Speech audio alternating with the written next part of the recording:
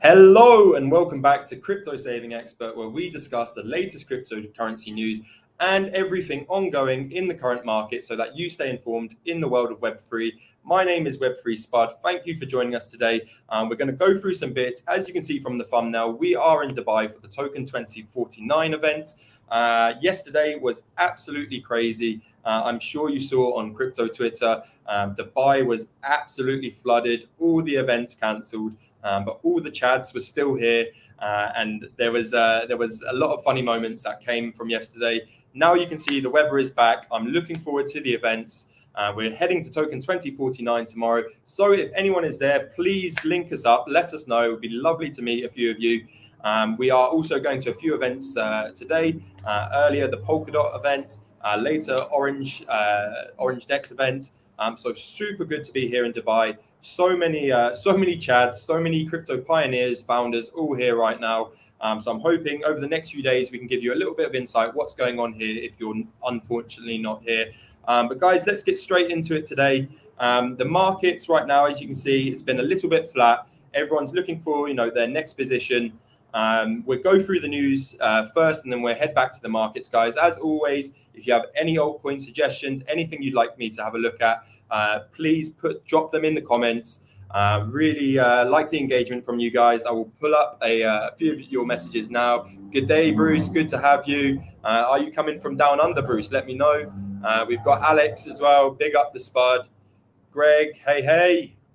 Awesome. Thanks for joining us. And we've got Jason as well. Good evening from Australia. Jason, thank you for joining us. Thanks for putting in. It must be late over in Australia right now. So appreciate the hustle. But guys, like I say, make sure to hit the like button, drop a comment, subscribe if you're not already. But yeah, let's get straight into it. Let's go to the first news story of today, which is regarding a VC. So A16Z, I think a lot of you guys will have seen. We've mentioned A16Z before. Big VC venture capital firm in the space. So they've raised a vast amount of capital, but right now they're saying they're not going to target crypto. So as we can see, Horowitz announced the raise in a blog post published on Tuesday. The post revealed where the firm would dedicate their funds with the VC focusing on a handful of sector, but no more funds for crypto.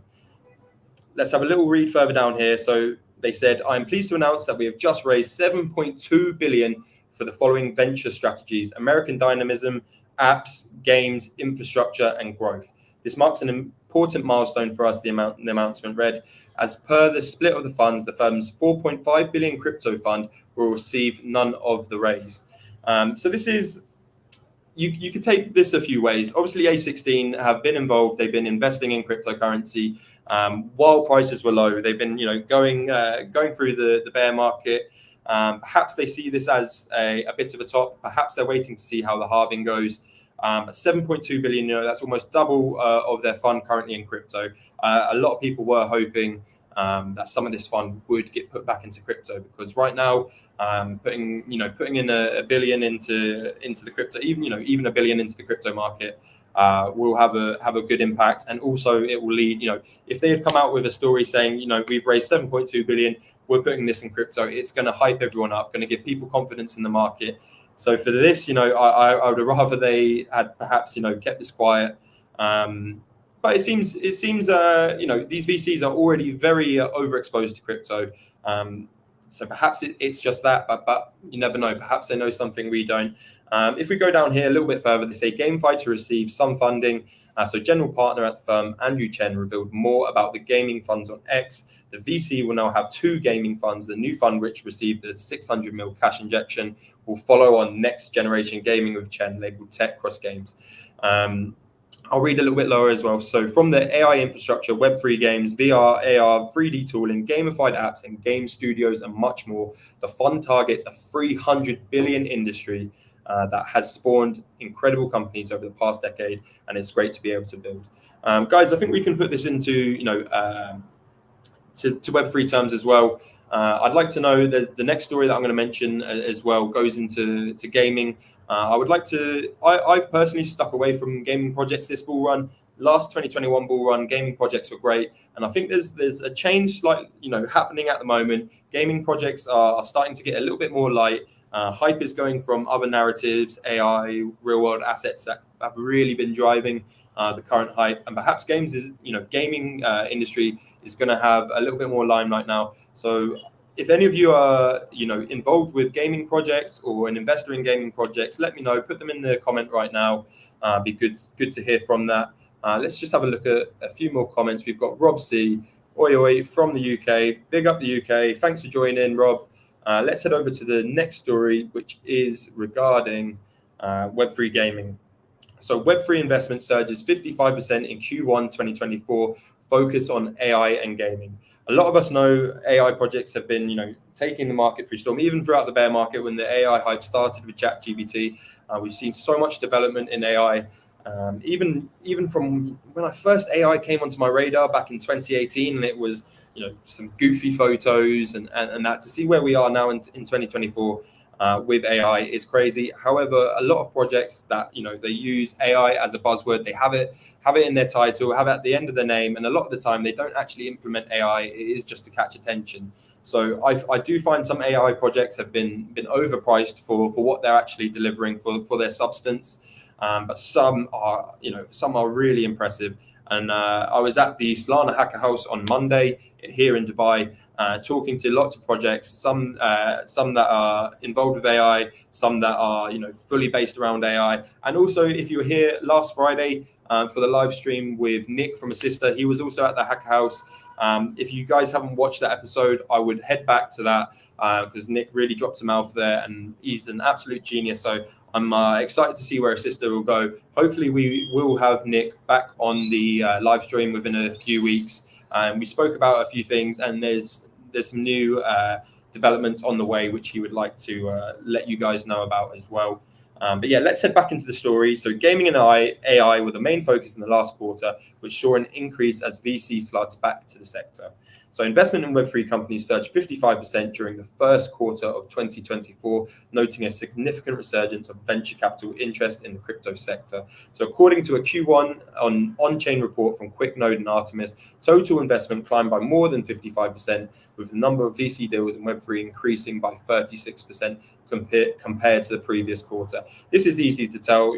Looking back just before the new year, the market was still a little bit uncertain. We were on this kind of nice steady climb, but it's no shock that VCs are doubling up on their expenditure in the first quarter. And as we saw from the last article here, perhaps they're starting to reel back now as well.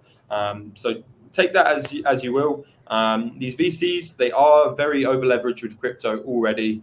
So perhaps it's a natural kind of risk management tactic to kind of leave it right now, see how the Bitcoin halving reacts, and then go from there, because we are only 3 days away from Bitcoin halving right now. It's a little bit difficult to tell how it's going to play out. A lot of people are, we've mentioned on previous market reports, previous live streams on how it could. But the truth is, like with anything in life, no one quite knows, and even these top VCs don't yet know how it's going to play out. Let's have a quick read further down. So what is a seed round? A seed round refers to the initial funding stage in startup's journey. It tends to occur in the early stages when the business is just starting out, and often precedes larger funding rounds such as Series A, B, etc. Seed funding is usually provided by angel investors, venture capital firms, or even friends and family.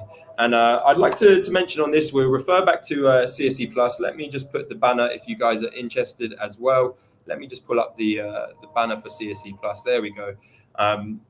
So on CSE Plus, for premium members, we have community and premium members. Premium is the higher tier.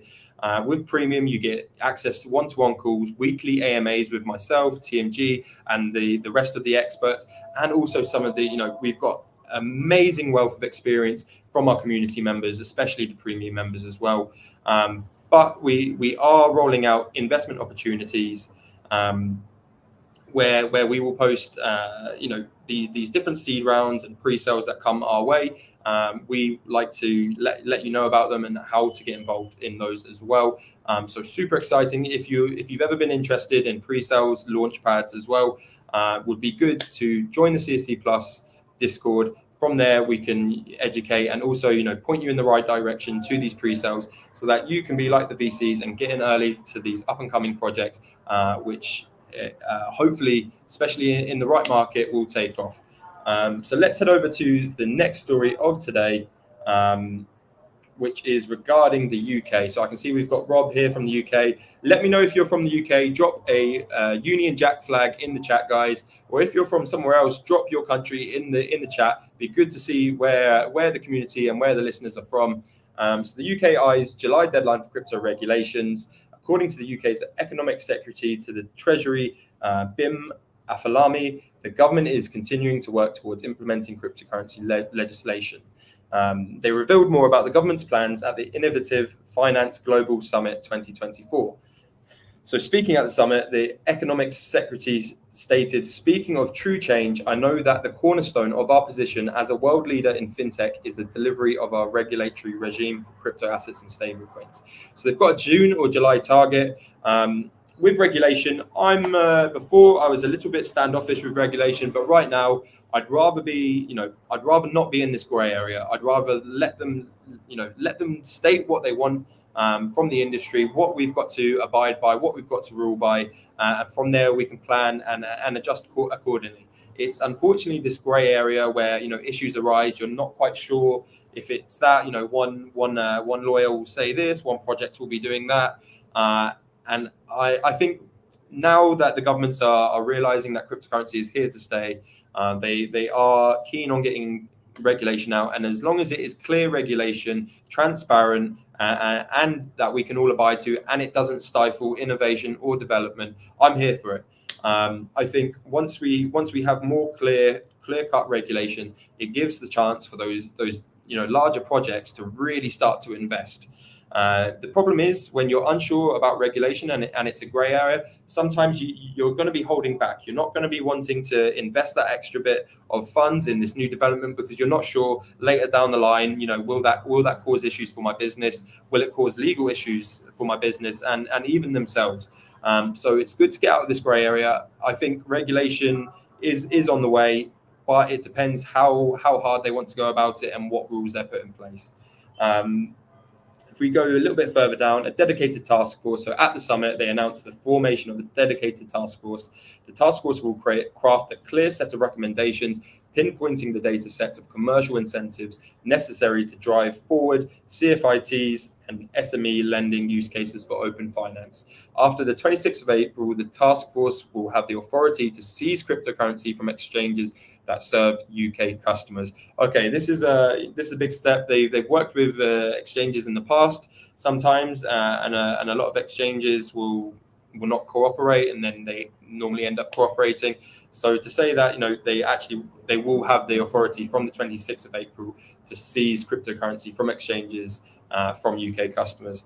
So I'd like to also push, guys, not your keys, not your crypto. If it's on a centralized exchange, they have the power of your assets. So I think while we're talking about this, let's head over to the guides and show some ways that you can store your crypto in cold storage where the full ownership is with yourself. You have full custody of your assets. And I would always recommend, yes, if you're trading, especially trading leverage, or perhaps there's altcoins that aren't available on the decentralized market. Yes, of course, you go to centralized exchanges, but good risk management is to not hold the bulk of your funds on centralized exchanges. And often when you're finished trading, send that back to your cold storage. I can go through so many cases in the past where centralized exchanges have taken people's funds. So I'm very passionate about having good risk management, having your assets in your own custody, because at the end of the day, who do you trust more than yourself? No one. So let's head over to the wallets, and let me just show you some hardware wallets that you can purchase, some that I'd recommend as well. First, we have the Engrave Zero. This is real top class elite wallet. Let's just pull this up here. So yes, this wallet does cost €400. However, it is top of the market. If we go down here, we have all the links as well. So if you'd like to check that out, make sure to go to our guides page. And let me just show you one more that I would recommend as well, which is just the Ledger. So a lot of people know Ledger. It was a very early hardware wallet. Has received some FUD in the past because a few of their terms and kind of legal documents. Some people believe it gave Ledger the rights and the access, and it was a little bit unclear. However, I like using Ledger. And they also have great features like the CL card, the debit card, which you can top up with USDT, Ethereum, Bitcoin, and then you can spend in Great British Pound, Euros, or dollar, depending on where you're at. And then it spends straight from your cryptocurrency with a 1% fee. And then you can also, with that 1% fee though, however, you then also receive 1% back. You can 1% cash back. You can either choose Bitcoin or Ethereum, or if you'd like to use their own token, BXX, you actually get 2% cash back. So you actually, even though you're spending the 1% transaction fee, you're then earning an extra percent on top of that, which is in BXX. And as a lot of you know, I'm a big fan of BXX, and we've seen that go from around a 2 million market cap in January to now around 8 million, perhaps even higher right now. And guys, I gave the alpha on BXX. I did my research. I spoke to the team. I used the product. I gave the alpha on BXX banks back in January. So a lot of the CSE Plus Discord members got in on that and have witnessed a tasty 3 or 4x right now. So glad that everyone is up. But guys, let's head over to the markets page right now and take a look at where Bitcoin's at, what Ethereum's doing as well. We'll take a look at a few of the gainers, a few of the losers. And as always, if you have any altcoin suggestions, please drop them in the chat as well, and we will go through those. So yeah, look, we can see Bitcoin hasn't particularly moved too much right now. If we look at the chart, it's looking like it's wanting to head back down to 62,000, retest there as well. Let's go on the hour here. So yeah, to me, it looks like it's wanting to come back down to the 62,000 level, retest there. We had, I think that was Saturday, had as low as 61,000, almost 60,000 here. The big drop from 71,000, here we are, 72, came back up to 71, and then just down, big red candles coming down, trying again here, up, wanting to regain back up to kind of 69, but no, back down again as well. So if we look at the newsletter as well, which was sent out yesterday. If you are not subscribed to the newsletter, head over to cryptosavingexpert.com and create an account there to sign up, because we put these newsletters out every Tuesday, 11 a.m., packed full of our market analysis and often some good alpha and some good deals as well, guys. So Bitcoin suffers a cloudy spell. Bitcoin tumbled on Saturday with a blanket of fear covering the market over the weekend, and the price fell to make a sustained recovery. So let's have a look at the Bitcoin outlook. So look, the bounce proved to be a dead cat, as we said, and Bitcoin is range trading while between 61k and 69k. Normally, we wouldn't give ourselves, such a big range, but with the volatility at the moment and the Bitcoin halving, I think, an 8k range is suitable. So we've got Bitcoin's downside move on Saturday was fast and aggressive. Within 2 4-hour candles, the price dropped from 68,000 to 61,000. The drop tested the range low, a level not targeted since mid-March. Initially, Bitcoin mounted a recovery rally, which resulted in a dead cat bounce. While Bitcoin is bombarded with selling pressure, it remains the 61,000 and 69,000 range. But guys, that's happened. That's in the past. What's Bitcoin's next move right now? A lot of people are sitting on the fence, including myself right now. But with the Bitcoin halving coming up, it's time to take a look and kind of stick by your conviction. So let's take a look here. So a break above 69k likely results in 71k being tested again. Agree there. And while inside this range, there is no reason why it cannot move up to 69k. However, a break below our current levels where we are right now, and Bitcoin could head for 52k. That would cause a lot of panic, and as we were underwater in Dubai yesterday, a lot of people would be underwater in their positions, a lot of liquidated positions if we go as low as 52k. But fear not, this is why you always keep some dry powder on the sides to look for those opportunities. However, if Bitcoin breaks below support, it could head towards 52 before it begins to move to new highs. Retest of 71 also likely to occur. Let's have a look at Ethereum. I've personally been checking up on Ethereum slightly more than Bitcoin recently, looking at some of the high cap altcoins, EVM altcoins, looking for Ethereum dominance to come through. But yeah, let's have a look at the chart here. So ETH could potentially be forming a power of 3 pattern. So we see the consolidation period over here, we see the manipulation period, and then perhaps expansion. So right now, if we go over to, let's go have a look at Ethereum. Let's have a look at the chart as well. So we're almost dipping below 1,000 right now, 3,000, sorry, right now. We did go as low as 2,800 roughly, bounce back up to kind of trying to get to the 3,300 where we see there's, quite a bit of resistance around here. Drop back down to, 3,000 and we're finding support at 3,000. A dip below could cause some issues. Let's have a look at what we put in the market report here. So Ethereum could have already formed two phases with the upside expansion move looming. If this pattern arises, it could see ETH rally back towards $4,000. If we take a look at the Ethereum Bitcoin chart as well, this could also be ETH Bitcoin's macro low before it witnessed aggressive upside expansion. If Ethereum Bitcoin can regain the range low, it could also begin a move towards the range high. And if we look the range high up towards kind of those 0.60 levels there, zooming out to a higher time frame, the range that Ethereum and Bitcoin have been trading around for roughly 6 to 7 months could be a macro bottom before Ethereum witnessing parabolic gains over Bitcoin. And this is the narrative I'm going with right now. I think Bitcoin has taken, center stage for over 6 months now, perhaps even longer. We've seen Bitcoin dominance, steadily increasing over this time, and I think altcoins and Ethereum time is overdue. And this is where I'm positioning myself. Once again, guys, this is not financial advice. This is my own opinion. This is what I'm looking at. My attention is drawn more to Ethereum and altcoins below. We often see it's the traditional cycles. You have Bitcoin dominance, Ethereum then rise, and then the lower cap altcoins all come into play. So this is what I'm looking forward to. But guys, this is all we have time for today. Thank you so much for joining with us today. We will be going live again tomorrow. Perhaps I'm going to be doing some live streaming from the events. So if there's any projects or any founders you'd like me to interview, talk to, please let me know. And as always, let's carry this discussion on in the Discord.